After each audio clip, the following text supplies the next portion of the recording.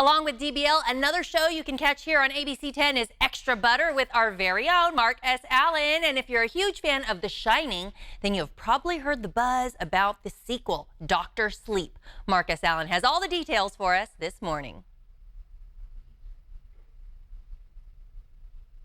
Oh, hey, Aubrey. Sorry, I was just catching up on some sleep. Haven't been sleeping that well since I saw Dr. Sleep, and you won't either. This is the sequel to Stephen King's The Shining, written back in the 70s. Now, this book, Dr. Sleep, he wrote just a couple years ago, already a major motion picture starring Ewan McGregor, and it is Stephen King scary, Stephen King creepy, and Stephen King smart at the same time. Ewan McGregor does a great job, but the biggest star of this movie, and you're going to agree, is Kylie Curran. Who's that? You don't know her. She's never worked before, yet she crushes it in this. We had a chance to talk at the place where Stephen King wrote it, the Sterling Hotel.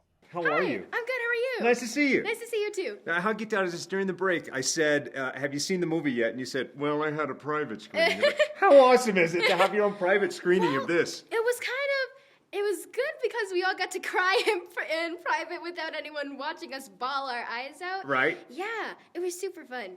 Cry? That's the way you Yeah. You react to this movie much differently than I react to this movie. I soiled a seat. They're going to have to replace it because of me. I was laughing at myself sometimes. I was like, what are you doing? But the movie was absolutely amazing. There are some super disturbing scenes, which are good, but are super disturbing. But they were also super cool. There's two parts of the movie. Okay. There's one part where it's like, ooh, that's scary. Another part, ooh, that's disturbing, but I love it. Yeah. Is it wild for you, this being your first movie, a lot of stuff you were having to imagine, and they were having to say, don't worry, we're going to add it in post, Yeah. and then to see what they added, to see those layers. It was so amazing, actually, because you really have to think of what they look like. Yeah. And then once you see it on screen, you're like, wow, this is so cool. They made this. So you said you laughed during it. So tell me a moment where you're making this movie, something that I reacted to that I was terrified by, but in the moment while you were making it, it was silly, or you're laughing, or it seemed ridiculous. Let me think. There were a lot of moments, actually. Maybe when I was running through the hallway because of my weird panting. I was going while running.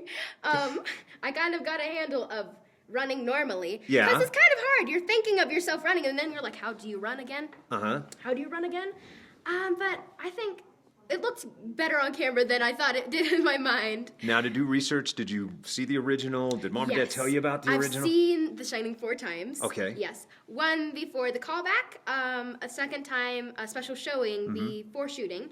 The third time with my best friend Jerry, I asked her, do you want to watch The Shining? And she said, yeah. Is it scary? And I said, mm-hmm. And she said, good. And the fourth time, I was at a movie theater to see the Dr. Sleep teaser with my family. When you found out you got this part, you probably called your best friend. Describe that conversation. Well, I actually didn't call my best friend. I talked to my parents. Well, that's probably a good step, yeah. We were sitting in, I think we were downstairs in the living room, and we were just we were all talking on top of each other like, what's going on? What is about to happen? This is crazy. I'm so excited. Wow, what's going on? Because we couldn't tell anyone in the beginning. Right. And I wanted to shout at the top of my lungs, I am going to be in the sequel to The Shining.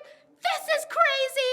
I'm scared, but super excited. How awesome is she? I couldn't even tie my shoelaces at that age. Can't wait to see what she does next. You're going to go see Dr. Sleep next, and then we'll talk about it.